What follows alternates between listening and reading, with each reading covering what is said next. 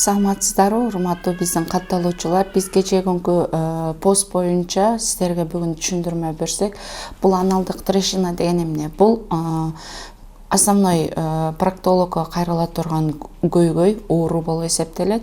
Бул эмне себептен келип чыгат? Бунун себептери биринчиден азыркы учурда аз кыймылдуулуктан, андан сырткары сууну аз ичүүдөн, газдуу сууларды, минералсыз сууларды көп колдонгондон, андан сырткары тез татым тамактарды колдонгондон, төрөттөн кийинки ич катуудан ушул сыяктуу көйгөйлөрдөн келип чыгат. Бунун симптомдору эмнеде? Бул ажатканага барууда кичине көйгөй жаратылышы мүмкүн, кандын келишин алып келиши мүмкүн.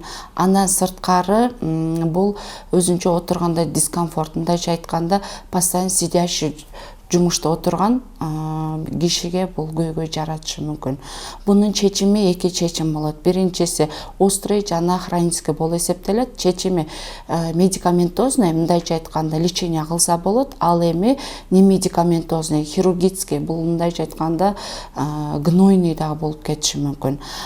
Биздин клиника интегративный медицина болгон үчүн, народный и плюс современный медицина болгон үчүн бизде бул чечимдин көйгөйү бар. Ал көйгөй мисалы аналдык трещинага бул острый болобу, хронический болобу, именно ушул препаратты колдоносуздар. Буну биздин специалисттерибиз атайын түшүндүрмө берет.